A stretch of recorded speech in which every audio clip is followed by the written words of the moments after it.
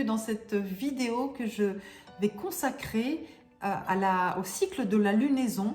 Je voudrais vous expliquer de manière vraiment la plus simple possible ce que c'est que ce cycle de la lunaison, parce qu'on en parle tout le temps. On parle de nouvelle lune, de pleine lune, et en fait c'est le cycle du soleil et de la lune. C'est vraiment très important. En fait, si on comprend le cycle de la lunaison, on comprend tous les cycles. C'est l'archétype du cycle, c'est ça, c'est la matrice. Alors qu'est-ce que c'est? En fait, au moment de la nouvelle lune, le soleil et la lune se retrouvent dans le même signe du zodiaque, exactement au même moment. Donc le 21 janvier 2023, le soleil et la lune se sont rejoints au tout début du signe du Verseau. Ils se rejoindront ensuite le 20 février dans les Poissons, etc. etc. Parce qu'en fait, chaque mois, vous le savez, c'est le mois, en ce moment, c'est le mois du Verseau, après ce sera le mois des Poissons, puis du Bélier. Donc le soleil, lui, il reste à peu près un mois dans un signe. La lune, elle fait le tour du zodiaque en un mois, en fait, peu ou prou en un mois. Et en fait, c'est la lune qui va rythmer la lunaison. C'est-à-dire qu'à la nouvelle lune, la lune, vue de la Terre, on a le soleil et la lune qui sont conjoints, hein, comme ça. Et puis ensuite, la lune, qui est beaucoup plus rapide, s'éloigne du soleil. Elle s'éloigne. Et donc 3 jours et demi à peu près après, j'arrondis, 3 jours et demi environ après la nouvelle lune, paf, c'est le premier croissant, le croissant de lune. Le croissant de lune, donc 3 jours et demi après, on a la phase du... Et en astrologie, c'est très précis parce que c'est un angle de 45 degrés. On appelle ça, c'est le demi-carré. Le demi-carré, c'est la moitié d'un carré, 45 degrés, paf. Donc c'est un petit temps comme ça, très fort. C'est-à-dire que le grain qui a été semé à la nouvelle lune, le germe, il a commencé à grandir. Et puis au croissant, c'est la petite pousse qui commence à éclore. Et donc c'est pour ça qu'on dit que c'est une phase de communication, de créativité très forte. Ça bouillonne un peu de tous les côtés, mais enfin, c'est pas encore bien structuré, bien établi. Donc c'est encore fragile, mais ça bouillonne. La lune continue à s'éloigner. Elle arrive à un angle de 90 degrés avec le soleil. C'est le carré en astrologie, aspect de tension. Donc la lune, du coup, c'est le premier quartier de lune. Vous savez, la lune est moitié claire, moitié sombre. On a la partie claire à droite quand on regarde la lune. Et c'est vraiment, le disque est vraiment partagé en deux. C'est l'angle de 90 degrés, le carré en astrologie. Donc par exemple, là, typiquement, quand le soleil est dans le Verseau, le quartier, le premier quartier, forcément, la lune se serait éloignée. Elle sera 90 degrés après, elle sera en Taureau. Voilà, elle sera en Taureau, Verseau Taureau. Et là, c'est ce qu'on appelle la crise d'action. C'est-à-dire que le germe a grandi, s'est développé, phase du premier croissant, tout feu, tout flamme, oui, youpi et tout ça. Et puis au premier quartier, on se dit, ok, mais est-ce que c'est ok justement? Est-ce que c'est ok si on veut que ça si on veut que ça continue à se développer correctement, va falloir agir. Typiquement, c'est la crise d'action. Il va falloir agir. On fait quoi? Il faut restructurer, recadrer, etc. Prendre des décisions. C'est un temps d'action, de décision, de cadrage. Pas toujours très, très cool, du coup. Et en même temps, nécessaire, indispensable si on veut vraiment que le projet initial de la nouvelle lune prenne forme et soit viable et fiable, c'est le moment de recadrer, de prendre des décisions, etc. La lune continue à avancer, elle arrive à une phase, donc on est dans la phase du premier quartier, puis clac, quand elle est à 135 degrés, c'est la lune, démarre la phase de la lune gibbeuse. La lune gibbeuse croissante, toujours en croissance. La lune, la partie claire de la lune augmente de plus en plus. On arrive dans la phase les 3 jours et demi avant la pleine lune. Et vous savez, souvent on le sent les 3 jours avant la pleine lune, on sent les énergies quand on est sensible à la lune, et vous êtes nombreuses et nombreux à l'être, vous sentez les énergies qui montent, littéralement on les sent, quoi. C'est fou, c'est presque physique, quoi. Et c'est cette phase de la lune gibbeuse croissante, dont le sens est justement que les choses se développent de plus en plus. On sent qu'on arrive bientôt à un aboutissement, donc ça monte, on sent que l'aboutissement est proche. Et là, on est entraîné par le truc. On peut pas, c'est en marche. Des fois, on dit un petit peu, c'est peut-être trop tard pour reculer. Il faut y aller. Là, il faut y aller. hein. Même si peut-être que ça ne va pas fonctionner, mais il faut y aller, on est dans l'action, on est dans le mouvement, on a la pression et on y va, on va de l'avant. Mais on y va, c'est vraiment comme un mouvement très fort, très puissant. On arrive à la pleine lune. La pleine lune, ben, en fait, vue de la Terre, vous avez la Terre au milieu, d'un côté vous avez le Soleil, à l'extrême opposé vous avez la Lune. On peut le voir hein, vraiment à certains moments de l'année, on peut vraiment voir d'un côté, si vous regardez à gauche, vous avez le Soleil qui se couche, de l'autre vous avez la Lune qui est là et ils sont vraiment... Donc là, par exemple, le 5 février 2023, on avait le Soleil en Verseau forcément et en face la Lune en Lion. Le signe opposé et complémentaire à la pleine Lune, on est toujours le signe opposé et complémentaire au Soleil. Et là, la Lune est complètement claire. Donc on parle de clarté.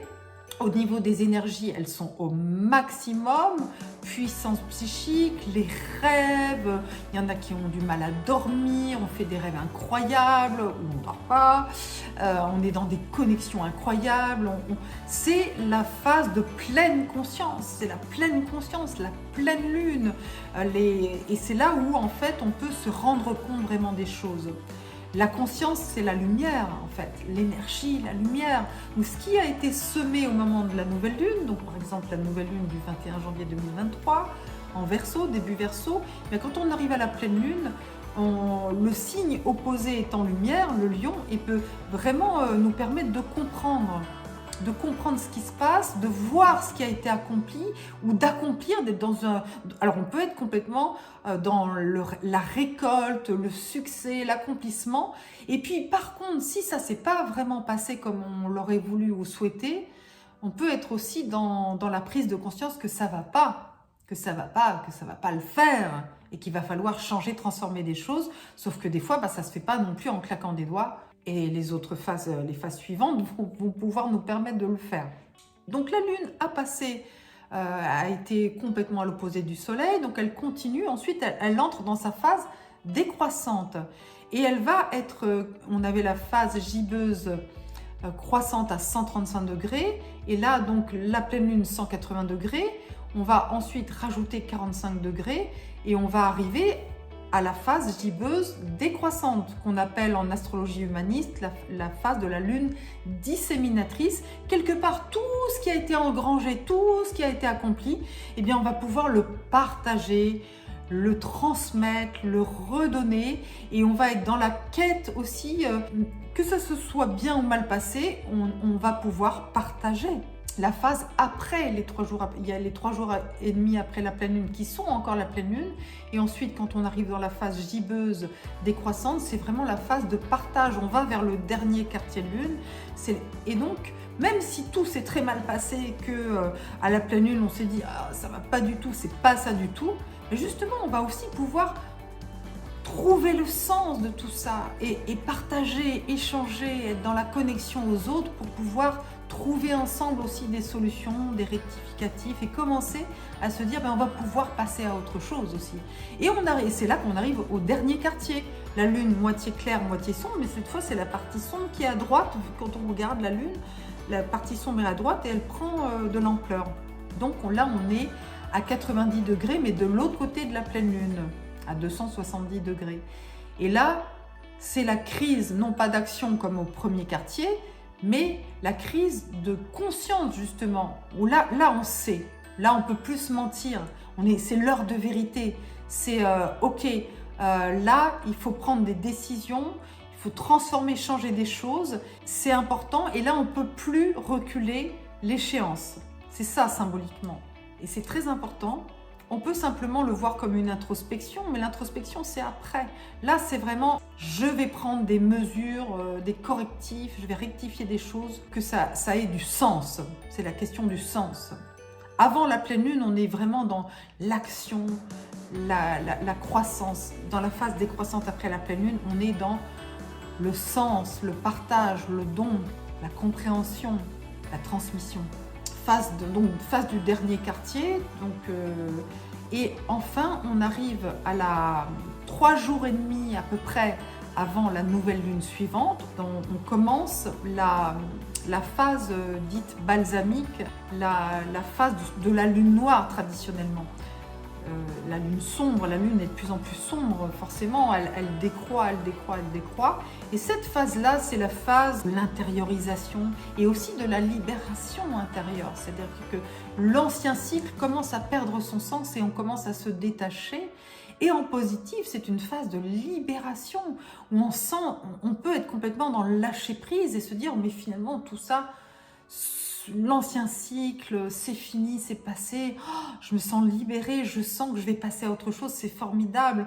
On peut avoir de très belles intuitions, c'est une phase, les 3 jours avant la nouvelle lune, c'est vraiment une phase de repos, d'introspection, mais aussi très favorable pour la clairvoyance.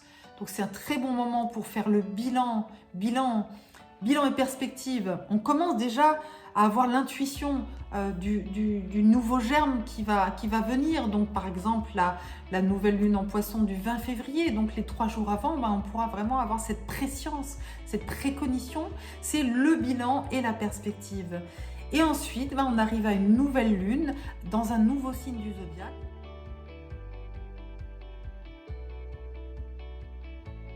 Il y a 8 phases, c'est très puissant.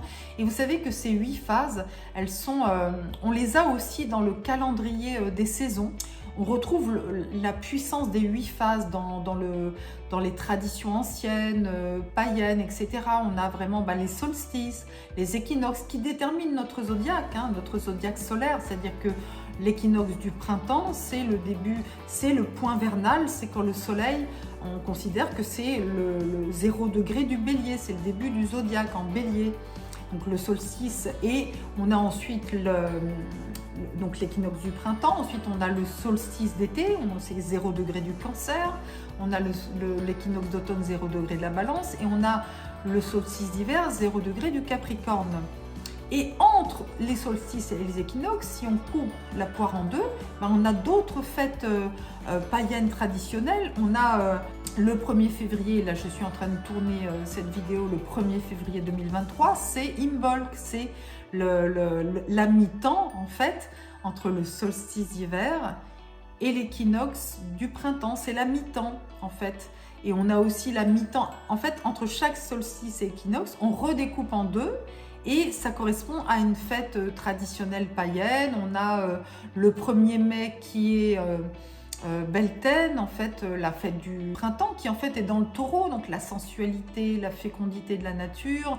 Le 1er novembre qui est la Samin, où on a en fait le scorpion, donc le monde de la mort, de la renaissance, de la magie. On a le 1er août qui est la Lugnasad, la fête de la lumière en Lion, le rayonnement. La fête, et le 1er février, c'est Imbolc, donc la fête en Verseau, donc la purification de l'hiver, où on revient à l'essentiel, on est dans une sorte de clarté, on est dans la lumière profonde. Là, il y a la lumière de l'été en Lion, et là, c'est la lumière de l'esprit en Verseau. Donc, c'est vraiment très intéressant, toutes ces... Vous voyez, en fait, à travers la sagesse des cycles qu'on retrouve à la fois dans la lunaison, qu'on retrouve dans les saisons, donc on est relié à ce zodiaque tropical, solaire, avec la sagesse aussi de la lune. Tout ça, en fait, c'est infini, parce que ça nous donne toujours le sens des choses.